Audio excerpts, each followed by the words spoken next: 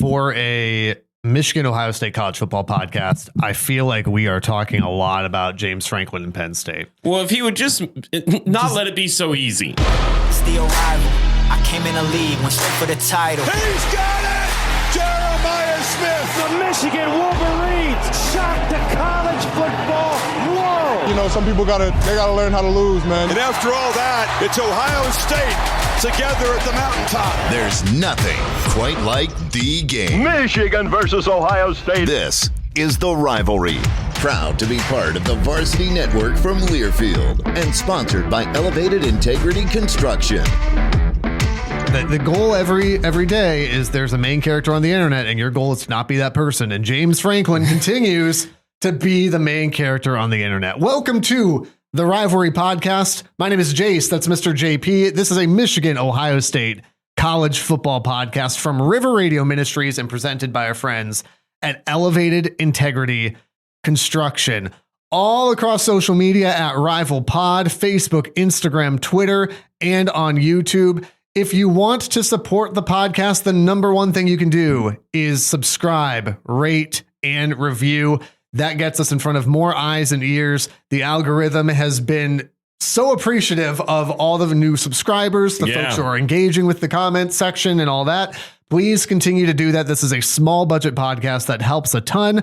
And if you do want to support the podcast in other ways as well, go to rivalpod.com. You can throw like $5 our way, help us with trips to Ann Arbor or the postseason. If you're watching on YouTube, I've got custom RivalPod merch. You can get that at the website as well. However you choose to support, however you're listening right now, thank you for doing that. We love the emotion of college football. We believe Michigan-Ohio State is the greatest rivalry, not just in college football, but in all of sports.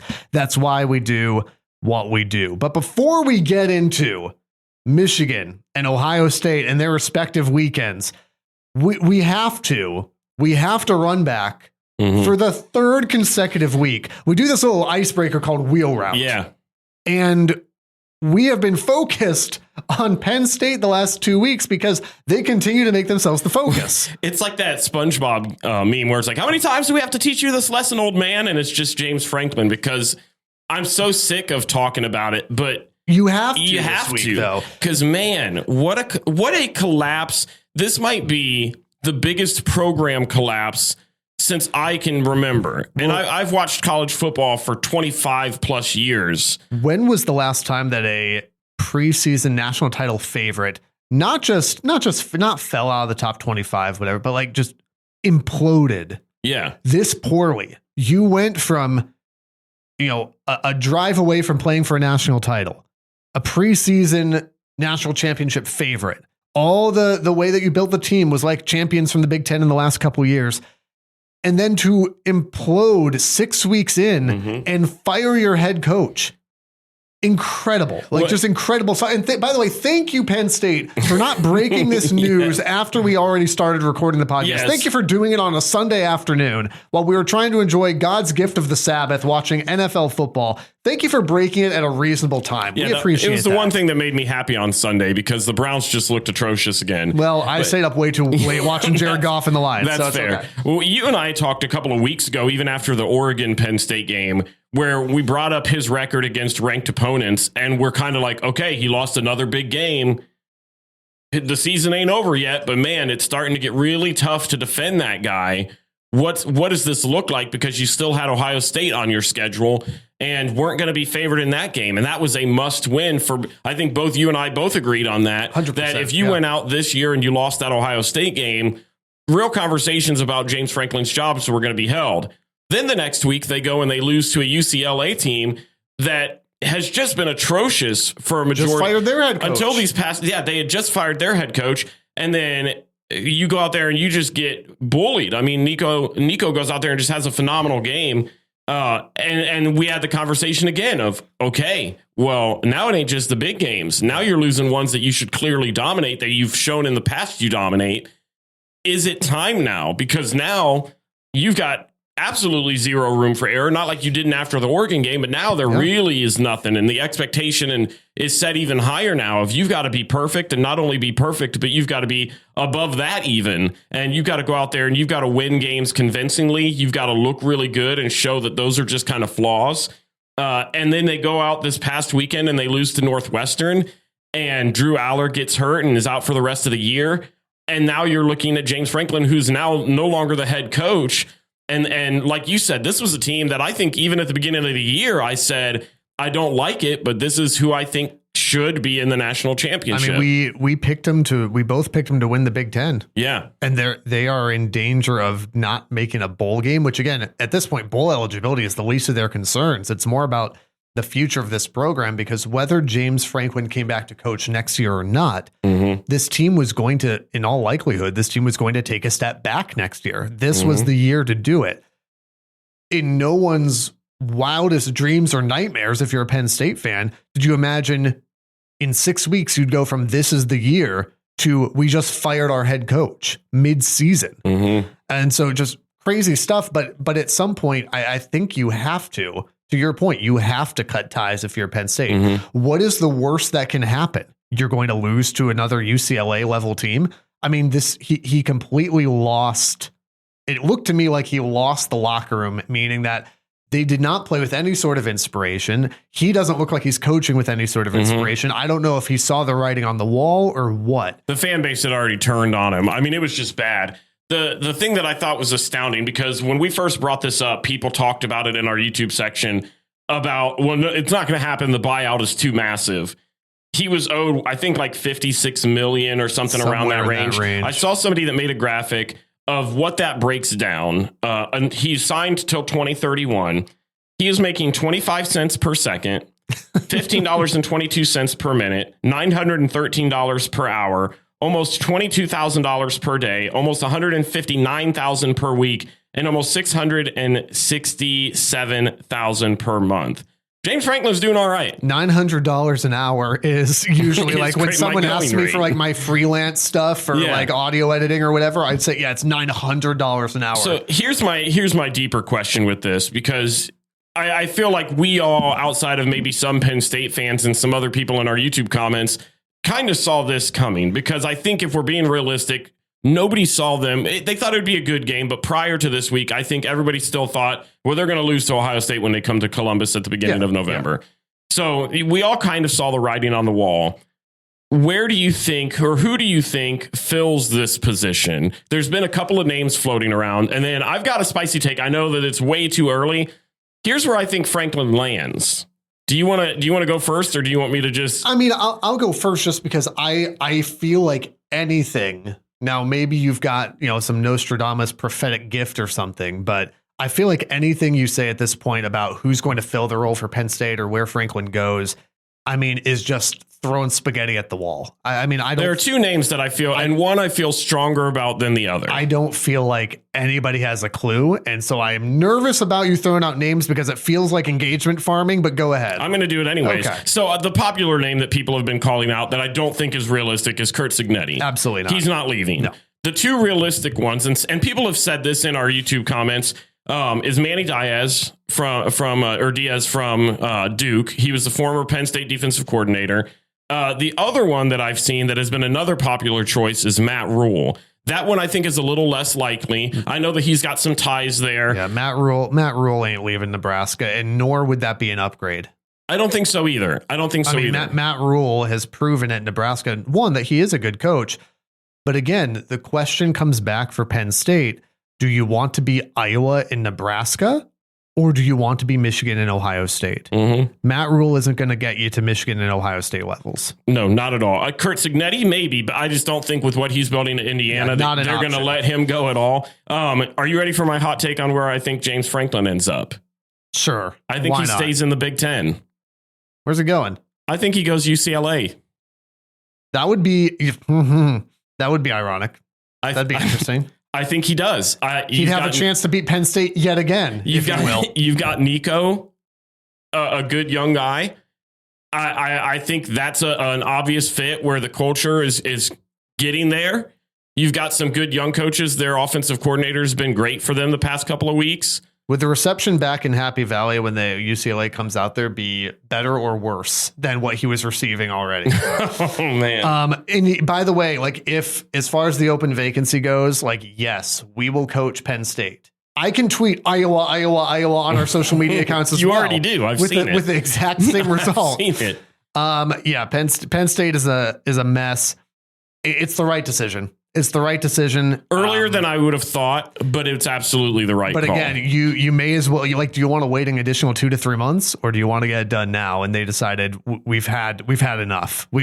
It's not even about salvaging the season at this point. It's about giving yourself as much time as possible, I guess, to go ahead and start the turnover. Yeah. At this point, I mean, and they're seeing the recruiting dominoes already. Yep. A couple of guys already decommitted. Spell, that 5-star running back, interest in Michigan, interest in Ohio State. Visited Ohio State a couple of weeks ago. I mean, programs like that are going to vulture these guys because 100%. And this is, by the way, not to preview the conversation on the Michigan side, but when some of these fans get all up in their feels about Sherrone Moore and want to do, light him on fire and shoot him to the moon or whatever, you realize what in the NIL era firing your coach does, right? And that doesn't mean that you should never do it.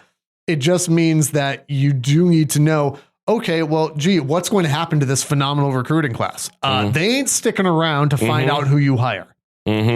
Speaking, by the way, of coaches who are just on fire, but like in a good way. This is something we don't typically do with Wheel Route, but there were two things this past weekend that just felt like they deserved the spotlight.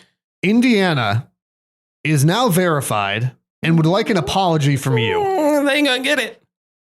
Indiana goes into Oregon and doesn't fluke their way into a win, straight up beats Oregon at Oregon. Something, by the way, that even Ohio State last year in their national title run could not get done. Indiana currently has a top 5 defense and a top 10 offense. I don't know what else. If you're not willing to give Indiana credence at this point, I don't know what else to do for you. I'm just not. And that's just such a foolish take to refuse to admit that Indiana's a good football team. Is just it's just asinine. And this is why no one enjoys Ohio State fans. Here's where I will give Indiana credit. Their defense has been spectacular. You'll give Indiana credit across the board because look at what they just did. Against Oregon, they had 6 sacks, 8 TFLs, 2 interceptions. Against Illinois, they had 7 sacks, 10 TFLs, and an interception against Illinois. They are top 5 in almost every defensive category in the country. They're fourth in points per game allowed. They're 4th in yards per game, and they're 3rd in sacks with 22. Their remaining schedule: Michigan State, UCLA, Maryland, Penn State, Wisconsin, and Purdue. Kind of skipped over UCLA there. Listen, UCLA. Well, I was just going. I'm kidding. Don't get me started on trap games for them. But realistically, this is a team that'll most likely end the season undefeated. They'll be playing in Indy. It'll be a home game for them, essentially. A very interesting team. But here's where I start to think through things. Because I look at the Oregon game, and I think Oregon's a good team. That's a quality win.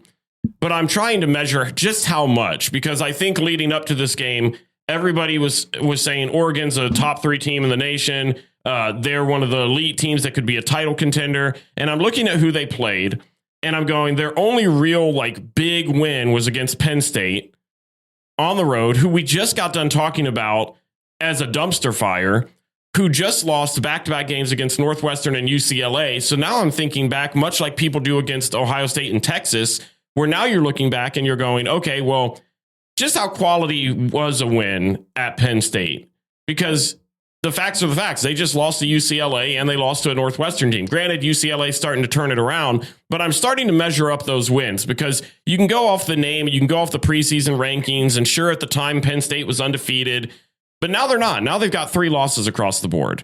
So how much weight am I willing to put on that Oregon-Penn State game where it took them until overtime to beat that team? But that's looking at, number one, that's looking at just transitive win properties, which does not work in college football. Look at this. I look at their Illinois win, and yeah, that's dominant. That was as dominant of a victory as you can. But I also found out this past weekend, Illinois just ain't that good of a team. They remind me a lot of Indiana from last year, where they didn't really play anybody. Any of the games that were tough games, they got absolutely smoked in. They're just not to that tier. Luke Altmaier is a great player. So here's my question: Who do you want Indiana to beat?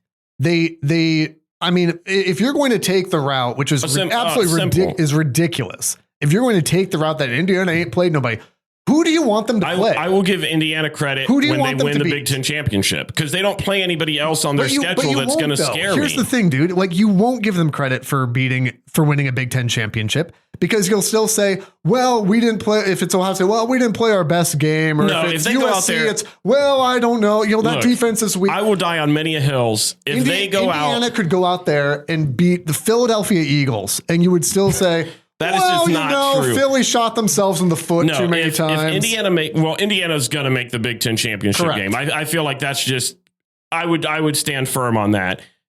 If they play the likes of an Ohio State, I would say if they beat that team, I will give them credit. There's probably some others, but I think realistically, just due to the nature of schedules, that seems like the likely matchup at this point. That's just an utter lack of watching football. I watched the whole thing. I watched the whole thing. I'm not saying that they are fraudulent. I'm just not willing to all of a sudden jump on them being an elite level team yet. The defense, absolutely elite. I'm more fired up about this than I am maybe about anything else in this podcast. Look, I will sit here on record. If they win the Big Ten championship, I will come on this podcast and I will apologize. But if they go out and they make the Big Ten, you would come on and apologize if they beat Oregon. When did I say that? Last episode. Well, I don't believe it. Show me the tape.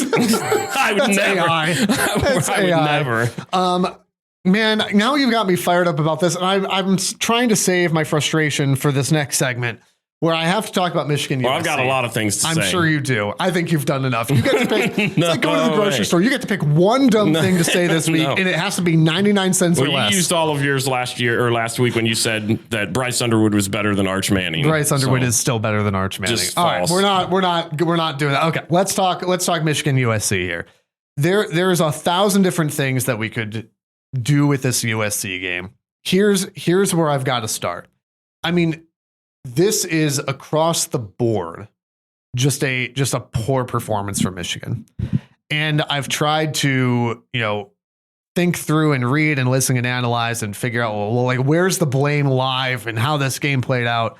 Number one, off the bat, you have to give credit to USC. Lincoln Riley called a phenomenal football game. Jaden Mayava played a phenomenal football game. Makai Lemon and company played a phenomenal football game. USC looked like a great team. That being said, on the Michigan side, blame lies with every single player and every single member of the coaching staff. I mean, I'm not going to say that there were no positives from this game. There were bright moments in this game. So don't hear me saying that. But there was just struggle on every side of the ball in every facet. And ultimately, this team is unprepared, out-executed, out-coached. It felt like 2024 with a 5-star quarterback. It had that vibe. Was it the disaster, of watching, Michigan, Illinois or Michigan, Washington last year? No, but it had that feel of what exactly are we doing here? And what's frustrating is because I'm worried what this game means. And I felt like this way after Oklahoma too. What does this game mean, not just for 2025, but what's it mean into 2026? What does it mean moving forward? And what I'm trying to figure out with the Sherrone Moore era is what is a bug and what's a feature, right? So a team coming out and getting beat by USC like that, a team whose offense, I said last week, was legitimate, was a very good offense. But whose defense I questioned, but whose defense looked really good on Saturday night. Even their offense, I feel like you kind of questioned a little bit, where you knew they were good, but you didn't know the real eye test of just how good the defense was. I don't think that I doubt it, but I think that was a fair question, though, to say. I believe I said it's hard to tell because I haven't seen them play anybody, but I believe that this is a legitimate offense, and I think they proved that right. I said that they'd score about 28 points. They scored 31. I think. What I'm trying to get at is I'm concerned that Michigan coming out unprepared, especially on the road. I'm concerned that this is not a bug in the system, but might be a feature of the Sherrone Moore system. That concerns me. I'm concerned about this Wink Martindale defense where we're getting so creative on different things that the guys can't execute it. But at the same time, if you're there, you have to tackle. And so that's what I mean by, is it scheme? Yeah. Is it coaching? Yeah. Was it execution? Yeah. And that's that's a frustrating concern for what that looks like in this game and moving forward. It's what do you got? What do you got? That's really I want to get into the nitty gritty of it. That's my overview. Is I have concerns about this is not the first time this has happened. And I have concerns about what are you doing to prevent it from happening again? And I don't have a good answer for that. And that raises a red flag for me. Yeah, I think for me, what really surprised me about this game is I feel like even in the tougher games this season, the Nebraska game, even looking back to the Oklahoma game for Michigan, it always felt like they were in it. Even if the score didn't necessarily show it, they never truly felt out of it. This was a game where I felt lucky that they only lost by as much as they lost by. I think that's fair. There were two circumstances, which I'm not taking anything away from Michigan. I thought they were just great plays. I'm talking about the fumble and the interception. A bad throw by Maeva, and then a great hit by Jair Hill to knock the ball loose. Both of those were in Michigan territory. USC was threatening both drives. Yeah, I mean, I think that's fair. I think I think I'd agree with you because I don't think that it would be fair to say, well, USC stopped themselves. No, Michigan forced those plays. Yeah, I'm not trying to say that statement and say anything less of what Michigan's defense did. You are correct, where USC could easily have put up 45 points on Michigan. And I think that's really, if we want to start on the defensive side for Michigan, I think that's the concern is, again, last episode, I think I was pretty respectful of the USC offense. I expected them to get their shots. I expected them to get their points. What I did not expect was Michigan's defense to look just completely overwhelmed. And I was listening to some folks at MGO blog who do more of the X's and O's thing. And again, if you're new on the podcast, you're here for vibes. You're not here for the X's and O's. But one of the things that I thought was really wise that they brought up was that when Wink runs his defense, if guys don't know where they're supposed to be or what their assignment is or where they're supposed to be lined up, it exacerbates the fact that, hey, maybe there was some fundamental tackling issues. And also maybe there's some fundamental tackling issues because you don't know where you're supposed to be at any given time and you're out of position. And I was trying to think back, when was the last time that I felt Michigan's defense was so overwhelmed? There are only two that came to mind for me. One would be Texas last year. But I even don't think that was as much overwhelmed as much as Texas was just a flat out better team. Yeah. The last one that comes to mind for me, and this will, shake the cobwebs off the memories for this one for Michigan, would have been the COVID year. And it was against Wisconsin, where Wisconsin beat Michigan something, and I've blocked out most of this game from my memory. That's valid. But it was a COVID year. It was a weird thing. But I mean, Wisconsin beat Michigan like 49-10 in front of an empty Big House. Wisconsin had 464 yards in that game. USC had 489 on Saturday. Like, that's the last time that I can remember. And I can give a mulligan for that because it's COVID and that whole season was weird. This is not that.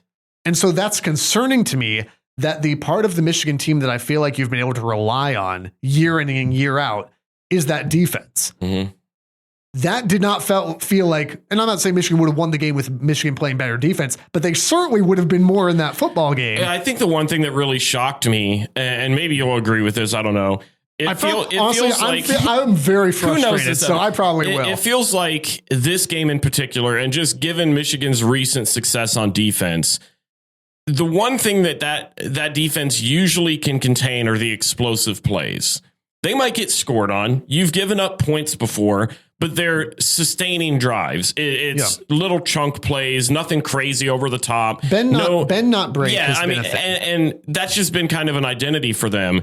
This was one of the first games in a couple of years that I remember where there was just big play. I mean, there was one where it was a 3rd and 20 something, and they just break loose. And I feel like that happened a second time where there were just crazy explosive plays. That is the encapsulate for me. That is the encapsulation of this football game.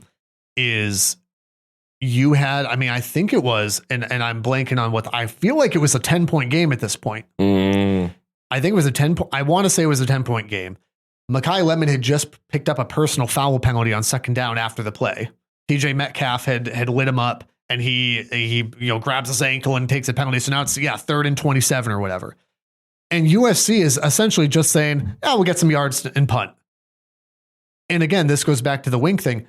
No one looks like they're in position, nor can anybody tackle. And the combination of those things leads to King Miller ripping off like a 47-yard first down. Yeah. And he did. He had another one on the outside. There's another one on the left side.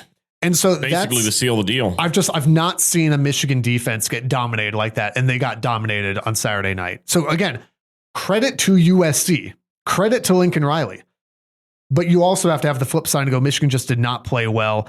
I said last episode too, they were dangerous because they can beat you so many different ways. They can beat you running the ball. They can beat you with screens. They can beat you throwing downfield. They did all of those things and they did them all well. This next week is no break though. It's not. Let me hit on the offensive side for Michigan. But yes, but pause. So I do want to mention offensively.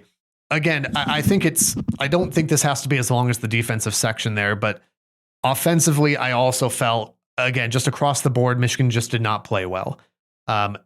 Certainly Justice Haynes going out affected the team. There's no Haynes is a dark horse Heisman contender right now. There's no he's like the 5th leading rusher in the country. No doubt that affected things. That is not why Michigan lost this game, but no doubt that affected things. The offensive line struggled mightily in this game. I mean, Michigan on both sides of the line, both offense and defense, got beat up by USC. That shouldn't have happened. There's just no way that should happen. They couldn't pass protect very well. And I know offensive line was a big question after Oklahoma, and then it looked pretty good against Nebraska, and now it's back to being questioned. How much of that is coaching? How much of that is the fact that we're starting 3 underclassmen? It's probably both. Bryce didn't have a great game. He wasn't. I felt like some of the reaction afterwards was he was terrible. He wasn't terrible. It was okay. But he certainly made some mistakes. I know people will point to the interception he threw. A bad throw, but... See, and here's the one thing I'll say on that. I'm not convinced yet that is a Bryce thing. It looks to me, if you watch down at the bottom, and I'd have to go back and see if we can get a better angle on it. Donovan McCulley looks like he should be at the spot where that ball gets thrown to. He looks like he gets held, and you can kind of see him spin around, and it slows him down enough, and the ball ends up in USC's hands. Regardless of whether it's that play on Bryce or on Donovan, or if it was missed PI or whatever, Bryce had a pretty pedestrian game. He made some mistakes. This was not a Bryce Underwood fault game. This is across the board. Hey, he didn't play super well. Offensive line didn't play. This was just a bad, in one sense, a burn the tape game for Michigan. In another sense, I don't want you to burn the tape because I need Michigan to learn from it. And here's why. And it's to what you're about to say, which is Washington this weekend is USC 2.0.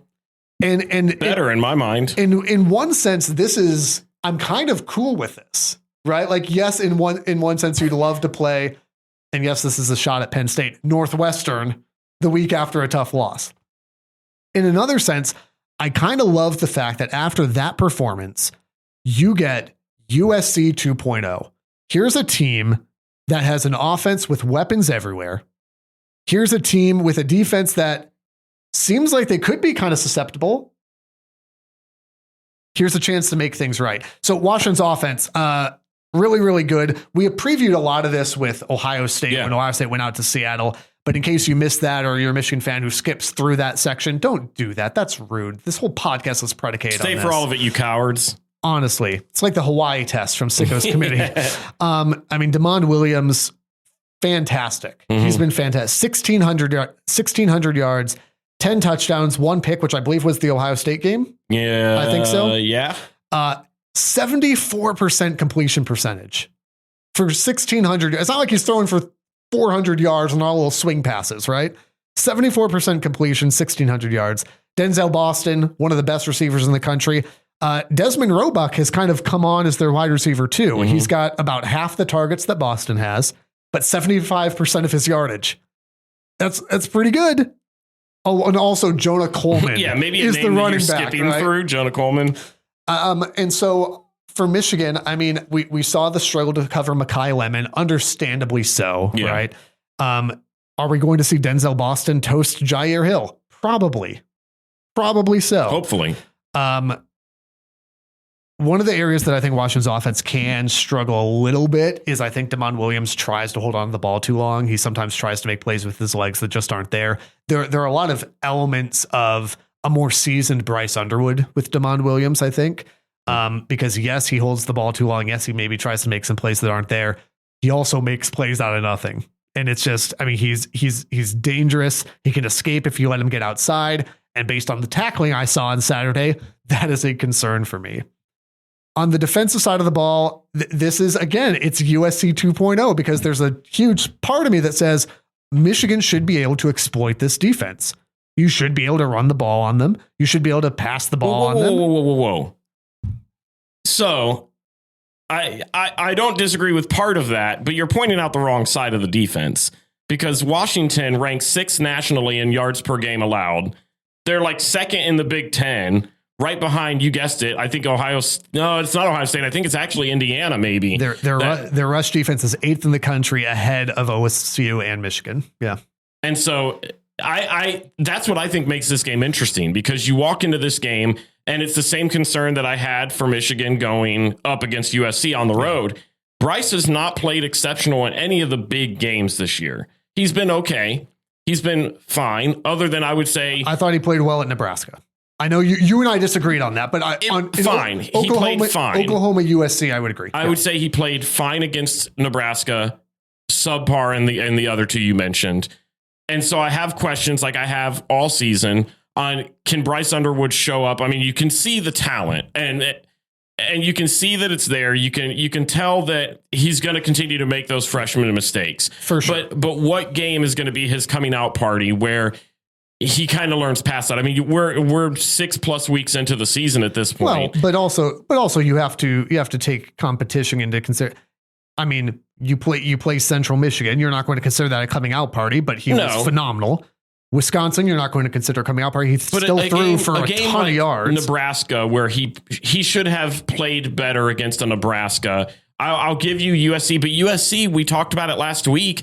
Their pass defense was susceptible, and despite Andrew Marsh having a good game, Donovan McCulley having a good game, it just wasn't mind blowing. And so I look at this Washington team and I go, their offense is just as good as what you just faced. I agree. But they have an exceptional run defense, which has been the identity of the Michigan offense for seasons now. I know Justice Haynes is going to be back. He'll play. They said he could have gone in if he was needed against USC. Jordan Marshall still had a great game coming in and serving as a backup.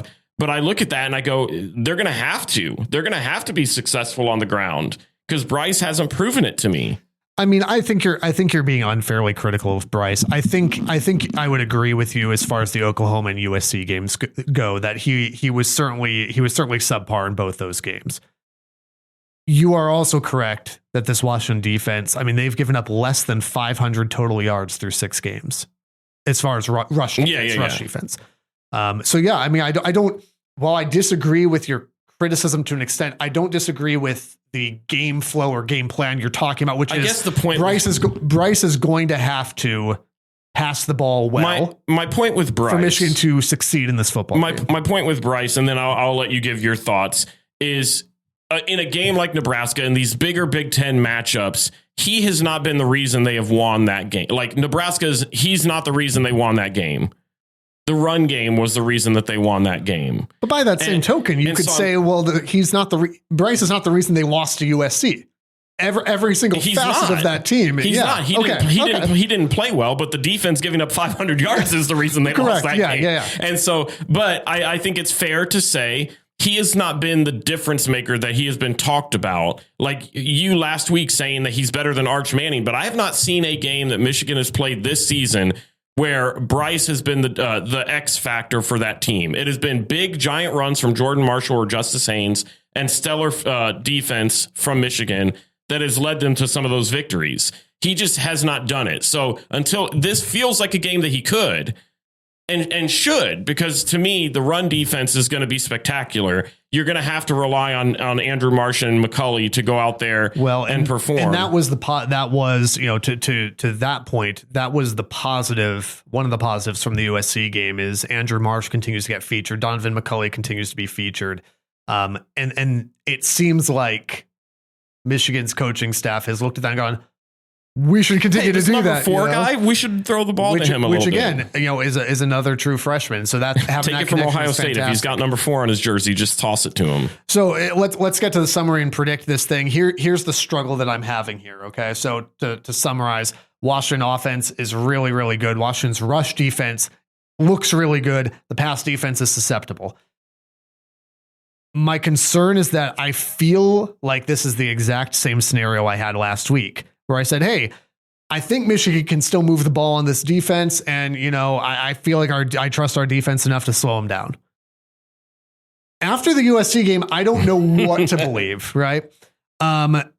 This is a darn good offense. It's a defense that looks porous. I would think that Michigan's strengths should win out, but you just got embarrassed on Saturday night. However, I do think that Michigan, especially with an 18-year-old quarterback, has played better at home. This game not being in Seattle is a big advantage for Michigan. I alluded to this already. You want a chance to redeem whatever that was against USC. Here's USC 2.0. Like, if you want a chance as a coaching staff, as a player on the field, to prove you can adapt and grow and fight and whatever other verb you want to put in there, here you go. This is another team like USC that should be ranked in the top 25. That wasn't. Now USC is. If Washington wins, they'll suddenly jump in there, but they're not in the SEC, so a 5-1 team doesn't get to be ranked. The stakes are incredibly high for Michigan here. Yeah. You win this game, that's a good football team. You win this game, you got your mojo back, you have a favorable schedule until Thanksgiving, still in front of you. If you lose this game, it's 2024 all over again, and I'm done pretending poop doesn't stink.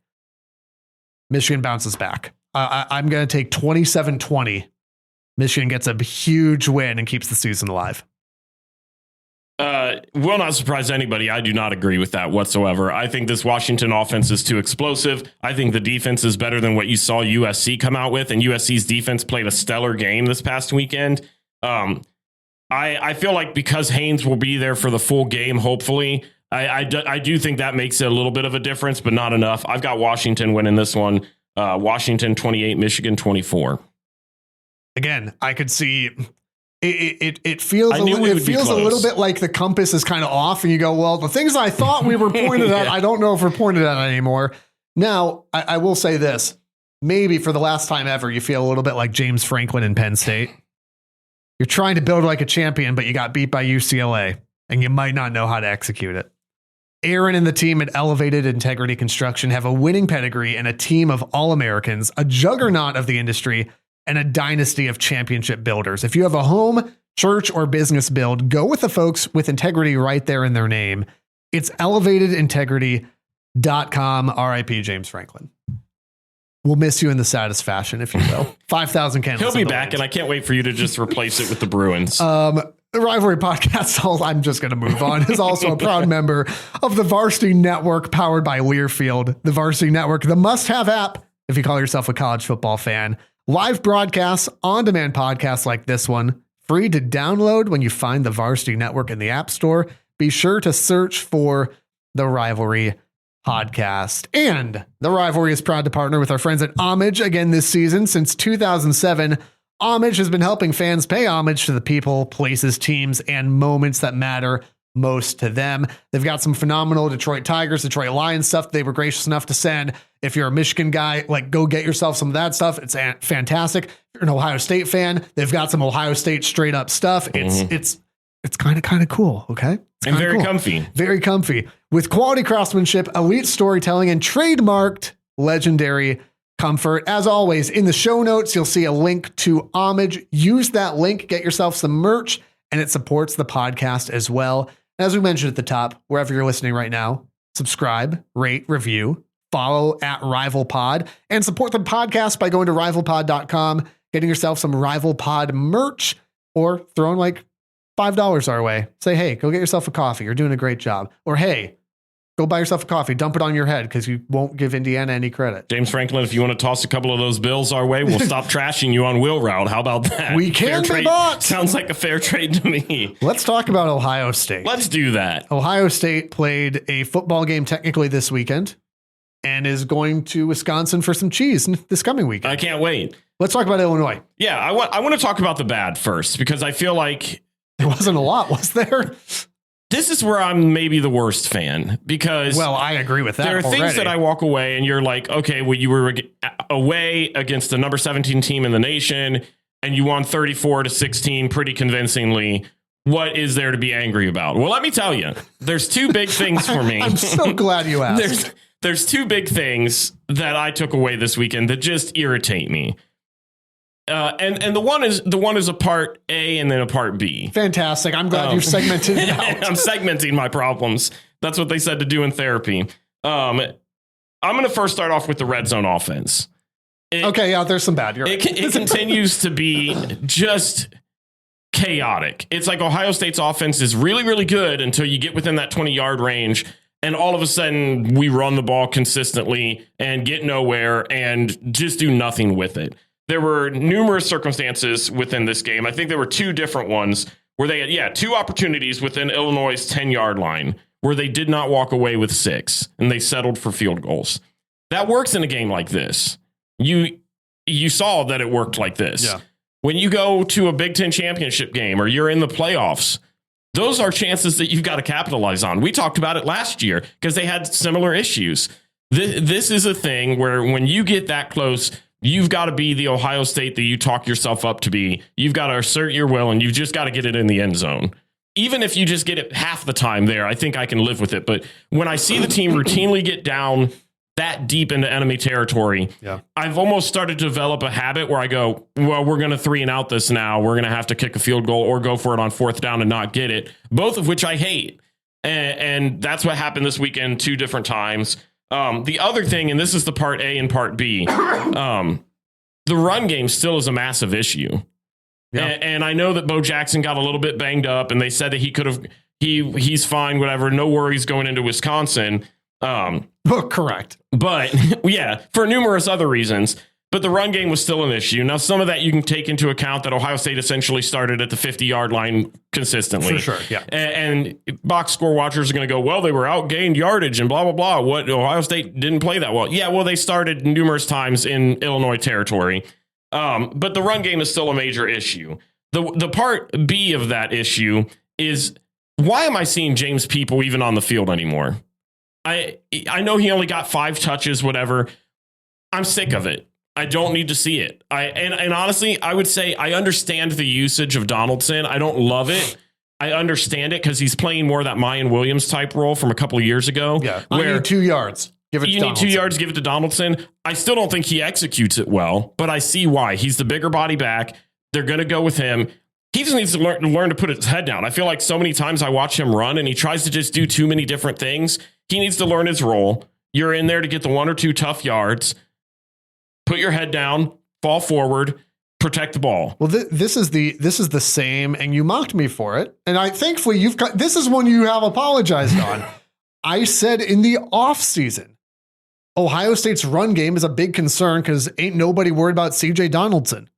And it's been proven accurate every single week. And every single week, that running back room is a massive question mark. I absolutely thought Donaldson would be better. And he's gotten us touchdowns. Like he has been serviceable. He's gotten you touchdowns. But to your point, I actually think you agree with this. He's gotten you touchdowns, but it's, hey, I need a yard. Yeah. And honestly, sometimes he's struggling with that. It's taken him to the 3rd or 4th down to get it. Sometimes you run a jet sweep. Sometimes you run a jet sweep on 4th and 1. And I say that to say I still fully believe Bo Jackson is the guy. I think this was a weird game. He's the best running back in your room. And I think he can correct those issues. I think he's got the skill. This isn't he's the best option we got. He clearly is. But I do think that he can get this Ohio State run game to be a real threat. This was a weird game because of their starting field position. He also got banged up. They also just didn't really need him to. Yeah. And so it was one of those things where it's like all those factor into it for sure. It's still a glaring issue going as you get deeper into these games. I felt like Ohio State played, and I was complimentary after Minnesota. I'm complimentary after Illinois. Ohio State, two things are true here. Ohio State played very well, I thought. Yeah, they got, like you said, box score watchers, they got outgained. It's like, yeah, and you don't want that, but also you start at like the 50 or plus territory. Ohio State, I thought, played very well. Illinois, I thought, played very poorly. Mm-hmm. I mean, just how the sequence, just all the things that you need to do to pull off a massive upset, they did none of them. Yes. You can look at the 2-play sequence of a first down, but the guy was out of bounds and didn't establish himself. And then the punter fields the ball on the ground. Like those two plays are all you need to see of this game to go, oh yeah, that makes sense. That was karma for them ruling Jeremiah Smith not a catch, which was egregious in its own right. The positives, if you're an Ohio State fan, are pretty obvious. Julian Sain had a phenomenal game again. Not anything that's going to blow you away stat-wise, but he took care of the ball. He made some accurate throws. He was composed on the road in a big game. What more do you want? The defense, again, forced 3 turnovers, led to 21 points. They had 4 sacks, 6 TFLs. They held Illinois in check for a majority of the game. I went back and looked because if you watch the past 2 drives, and even Brett Bielema was like, I wanted to go tempo the whole game. No, you didn't. Shut up. No, you didn't. And but they were trying to say the whole yardage argument of, well, defense wasn't that impressive. Those final 2 drives from Illinois, they had like 116 yards total, which isn't great. But the game was wrapped up. The game is over at that point. Until that point, Ohio State had held Illinois to 179 yards total. Yeah. The defense was as good as advertised, especially in the red zone again, where they continued to finally break. But it took them a while. It was tough. It wasn't an easy go. The defense was, yet again, just spectacular. Jermaine Matthews, huge that game. I think he had a forced fumble, and he had the play that led to the interception on Illinois' first or second drive, where Peyton Pierce gets the interception. That's not Jermaine Matthews' normal role. Lorenzo Styles was out of the game.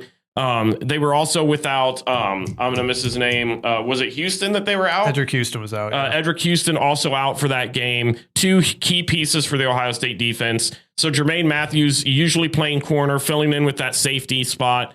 And just made 2 phenomenal plays, 2 turnovers. I mean, as game-changing as you would want from a guy that has shown a lot of promise. And if you remember the name, he's the dude that had the interception in the Texas game that was massive as well. When he's gotten playing time, the guy's just been spectacular. Wouldn't surprise me if he started to fill what you kind of saw with Arvell Reese last year, where he started to get more playing time as the season went on. Jermaine Matthews, that's a dude to watch out for. At least that's a rotation that makes sense. Unlike Michigan taking Derek Moore off the field for Cam Brandt.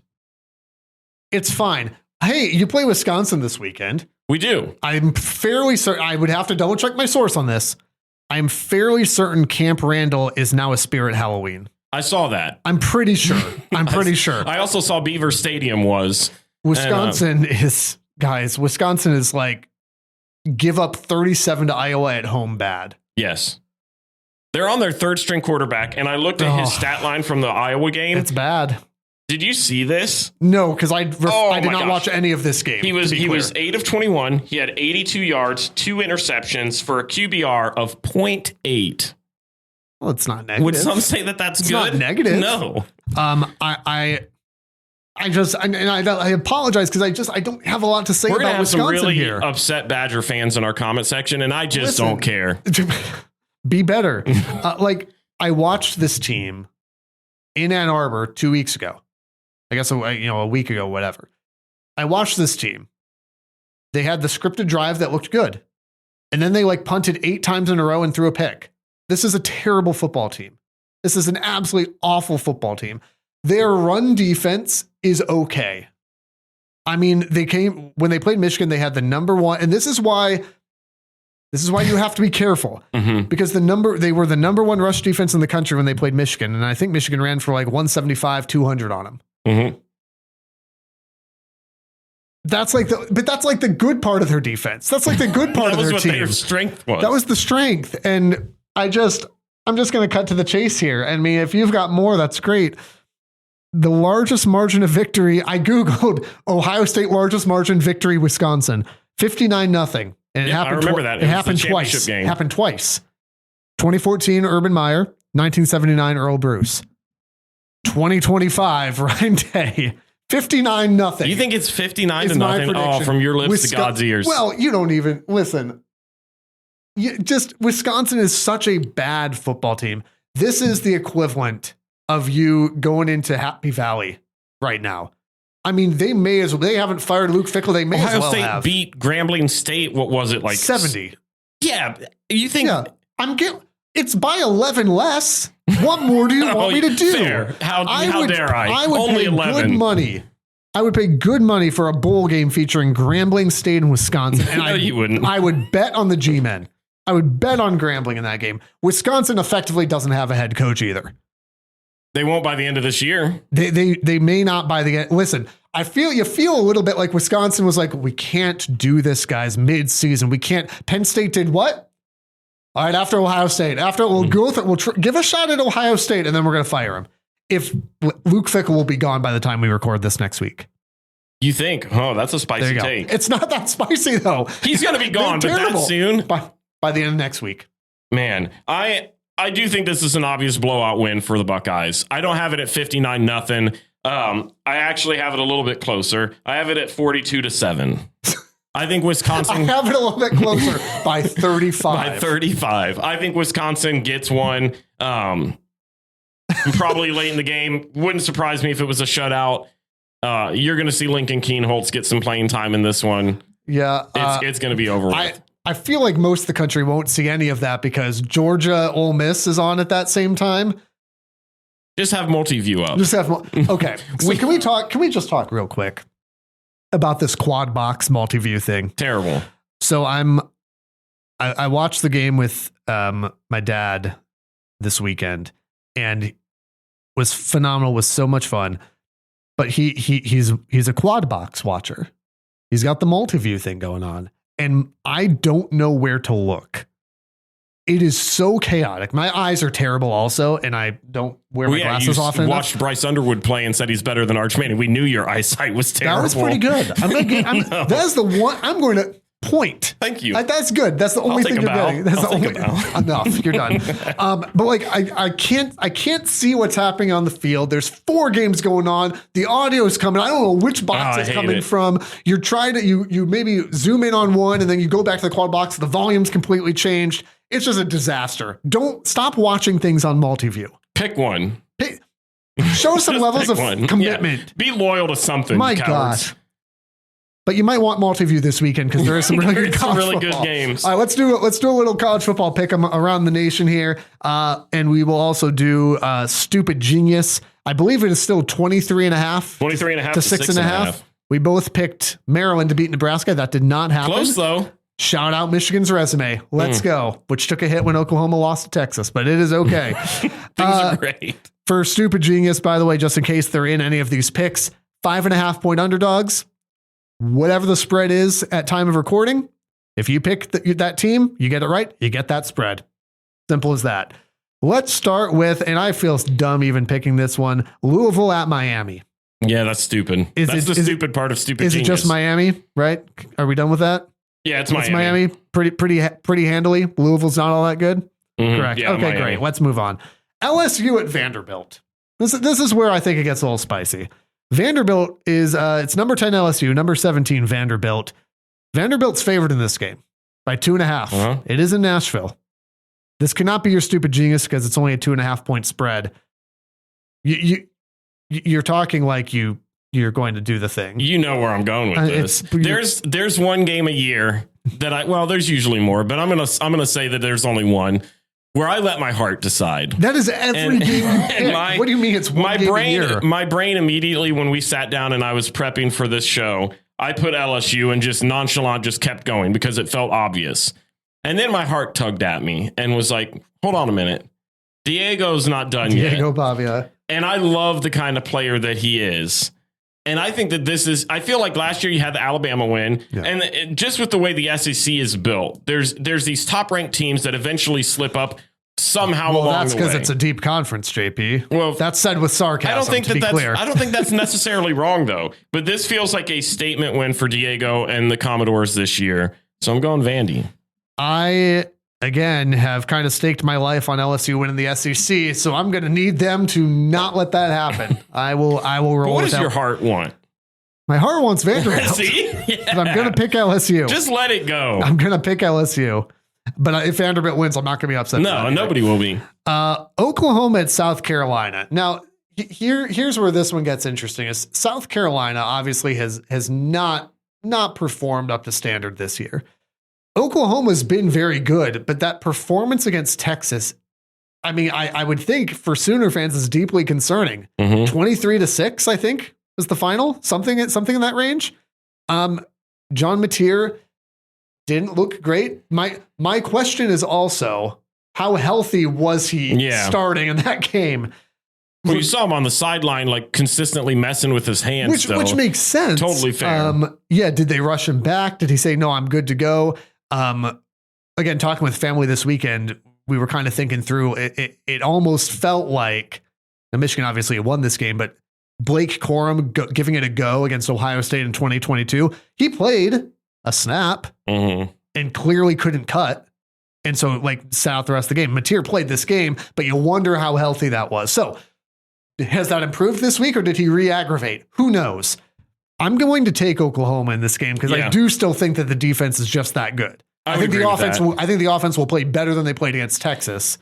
And I think that helps take the pressure off the defense. Yeah, I think even a Mateer that's not 100% is still good enough that they should be able to pretty easily win this game. That is a massive win, by the way, for Texas. Texas on the verge of just imploding themselves. Improve Ohio State's resume. Let's go. It does, though. It does. I know, 100%. So we'll see what Texas looks like moving forward, but they definitely, I'm sure they get the advantage of Mateer not being really healthy for that, but you still won and won pretty convincingly. That's a good win for them. Ole Miss at Georgia. This is probably the premier matchup. There's a handful of good ones. There's a lot of really good football. This is probably the matchup this week. Number 5 Ole Miss at number 9 Georgia. The Dogs favored by 6.5. I'm flip-flopping a lot on this. I don't know if you struggled with this at all. I did. I think that I'm going to go Georgia. I think that's where I'm going to land. I really like Ole Miss. I would love for them to pull this victory off. But it's a home game, and I trust Kirby Smart to fake a timeout or call timeout and then fake like he was clapping again.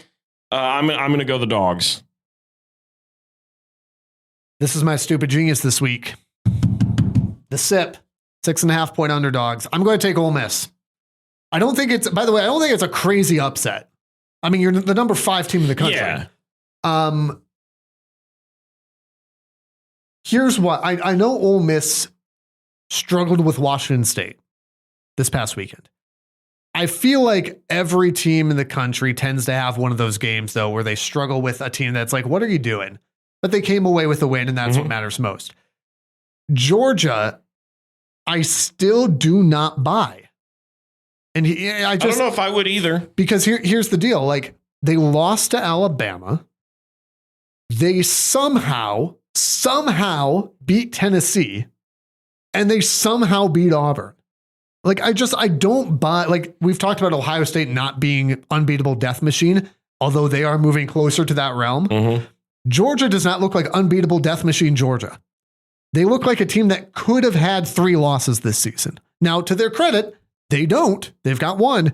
I think Ole Miss, especially coming off a performance like that against Washington State, as much as I don't care for Lane Kiffin at all, I think he has his team ready to go. And I think now a lot of this depends on how many timeouts Kirby Smart's allowed to have and whether or not he's clapping or calling a timeout.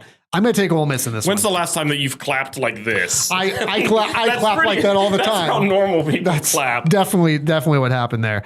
Tennessee at Alabama. This is, again, a fascinating primetime game. Bama 7.5-point favorites. Alabama, for as much as we buried them after week 1.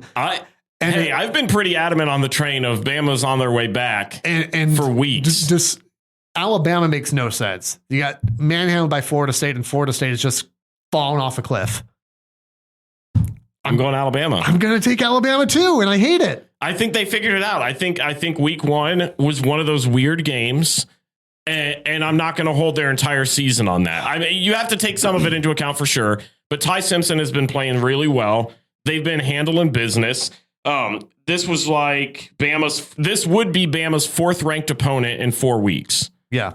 I mean, just a gauntlet. They've been perfect throughout it. The reality is that, Alabama's got a tough schedule still, but so far outside of Florida State, they've passed the Georgia test. They passed the Vanderbilt test last week or a couple weeks ago. They passed the Mizzou test. At this point, I don't have a reason not to pick at them. I'm also hoping that by picking them, look, Joey Aguilar looks like classic Joey Aguilar again. I would love nothing more than to see Bama lose. I just don't see it. This one, another primetime game. And again, that's the one game you'll flip back and forth to with this one. It's USC at Notre Dame. what do we make of Notre Dame at this point? I mean, Notre Dame, we buried Notre Dame. Mhm. We buried Notre Dame. It's my favorite thing to do. And I am still going to contend. I will still contend this team does not deserve the college football playoff, even if they win out. Their schedule does not bear up. USC isn't a top 10 team. They're a good team. Trust me. They're top team, 25. but they're ranked 20th. You cannot still tell me, and I'll get to the pick in here in a minute. You still cannot tell me Notre Dame loses to Miami and A&M, the only two great teams they play, and their best win is going to be possibly number 20 USC. That does not get you a spot in the college football playoff. You beat up on NC State? Cool. Notre Dame. I will take the Irish. Notre Dame is 0-2 in ranked games this season, as you just mentioned. Yep. This USC offense is built different. And to be simple, I just hate Notre Dame. Give me USC. Let's go, baby. That's your stupid genius, as the Irish are favored by 7.5. It might be.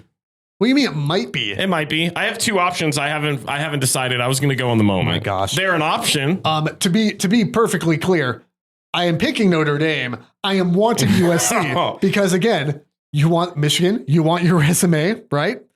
By the way, as far as resumes go, for Michigan, if you win out, you're going to the college football playoff. Doesn't matter. If you lose another game, you're not going, and it doesn't matter. So in one sense, whatever, but in another sense, I'd like to feel better about my life as a college football fan. Also, hate Notre Dame. So, okay, so my stupid genius is Ole Miss. What do you have here? Is it not USC at 7.5? My stupid genius this week is going to be something we've already talked about. I'm going Washington over Michigan. That's my stupid genius for this week. Okay. What's the spread there? Is it 5.5? 5.5 on the dot. Okay. Like, I'm not going to... Those are my two options. Why would you not take the one with the larger point spread? Because I have more confidence that Michigan's going to crumble again, obviously. Okay. Well, my that's just dumb. My head tells me Notre Dame is going to win, but I refuse to say that out loud. And so I'm going to let you... And my heart wants me to pull for USC, and so I'm going there. But both are telling me that Washington's beating Michigan. This is... Your head in your... Wherever you're listening right now, be sure that you subscribe, rate, review, leave a comment. I believe our comment section blew up last week. We had our second highest viewed video ever, the Michigan USC prediction. So again, please continue to share with friends, rate, review, go in the comment section, tell JP is an idiot. I agree with you. I'll pop down there myself and just like every comment that says JP doesn't know what he's talking about. I will go in and personally, like from the rivalry There's account, a $5 charge for every person that says that. That's fine. By the end of the year, I will be accepting my apologies. Rivalpod.com if you'd like to pay to continue to hear terrible takes from JP. Enjoy college football this weekend. Follow wherever you social media at RivalPod, and we'll see you next week. The Rivalry Podcast is part of the Varsity Network from Learfield and the River Podcast Network from River Radio Ministries. New episodes out every Monday. Be sure to subscribe, rate, and review wherever you're listening right now, and follow on social media at RivalPod and RivalPod.com. And if you like what you hear, share with a friend so they can listen too.